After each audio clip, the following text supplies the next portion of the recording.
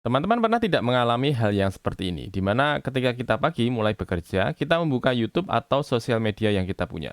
Kita pikir kita akan melihat barang sebentar saja, tapi ternyata tiba-tiba ketika kita melihat jam sudah menunjukkan waktu siang, sehingga kita malah kaget dan kita tersadar bahwa waktu kita habis untuk menonton sosial media saja.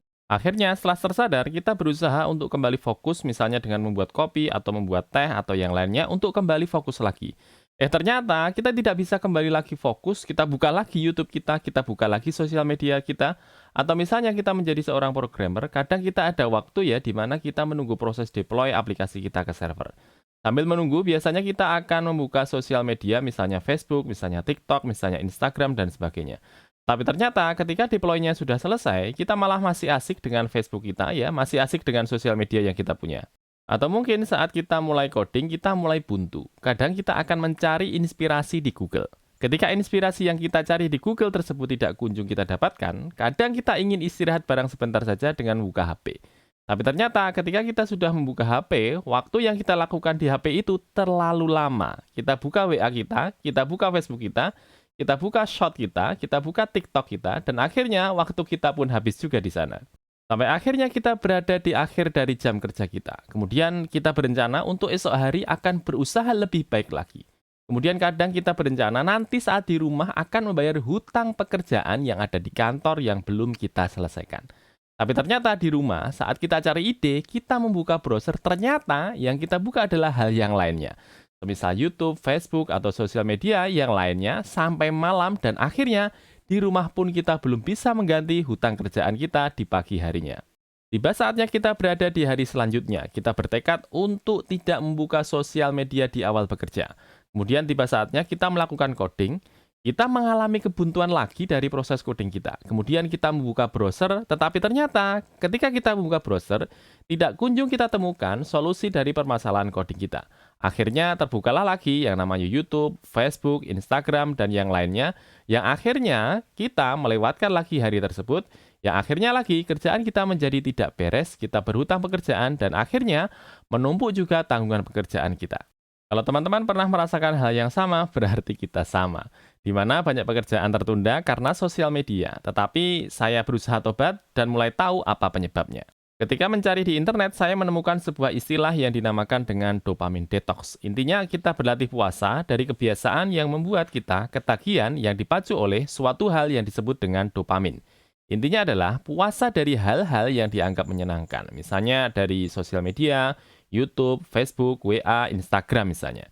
Dan waktu puasanya berapa lama? Waktu puasanya bisa beberapa jam saja atau beberapa hari. Nah, ini tergantung dari tingkat ketergantungan yang kita miliki. Dopamin sendiri disebut sebagai neurotransmitter atau pembawa pesan yang ada di dalam tubuh. Nah, siapa yang mengeluarkan? Yang mengeluarkan adalah otak. Apa yang dibawa? Yang dibawa adalah pesan kesenangan. Kalau kita ada dua hal, yang satu mudah dan yang satu susah, tentu secara cepat kita akan pilih hal yang mudah. Kalau ada pilihan antara nonton YouTube atau belajar, tentu secara cepat di awal otak kita akan memilih hal yang mudah, yakni adalah nonton YouTube. Kalau secara terus-menerus, hal yang mudah tersebut biasa kita jalankan dan kita pilih, otak akan meminta terus terhadap hal yang mudah tersebut. Minta lebih lagi dan minta lebih lagi. Jadi, otak akan minta untuk nonton YouTube lagi dan nonton YouTube lagi.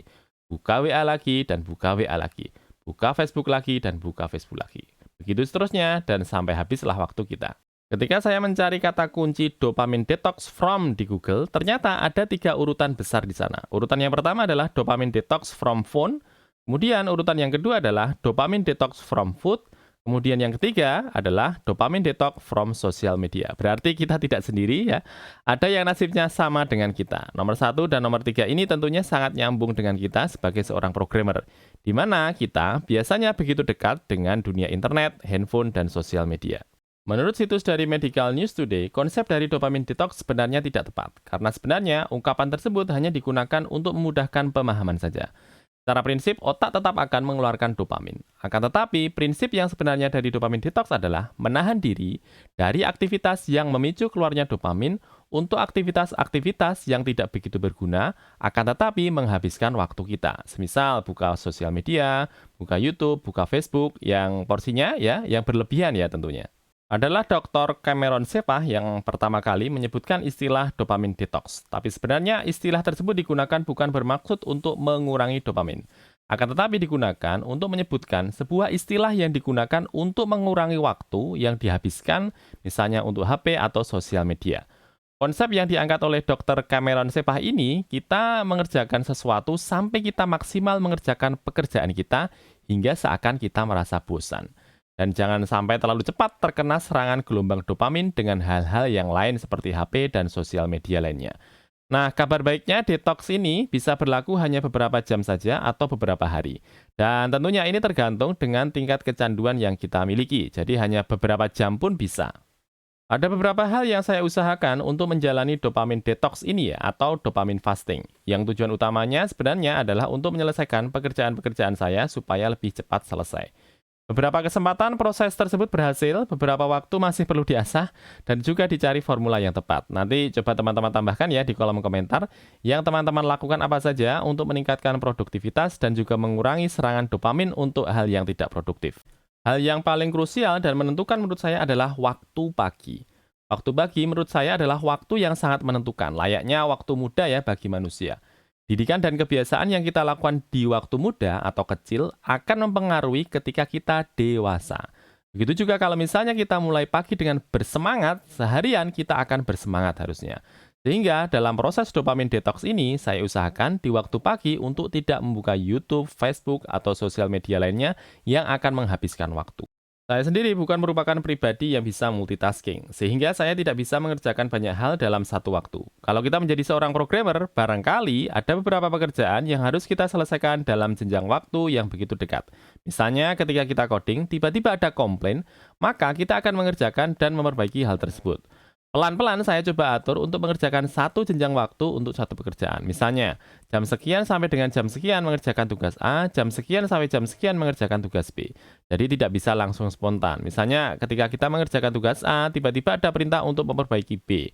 Kemudian kita langsung switch atau berpindah ke tugas B. Kemudian, kalau misalnya tugas B selesai, kita kembali lagi ke tugas A. Termasuk dengan sengaja menyiapkan diri mendengarkan musik atau sambil menyimak hiburan saat coding. Hal-hal tersebut juga susah saya lakukan ya bersamaan dengan coding. Karena biasanya hal-hal yang dilakukan secara multitasking tersebut dalam kondisi saya saat ini akhirnya malah menjadikan saya menjadi terdistraksi atau hilang konsentrasi.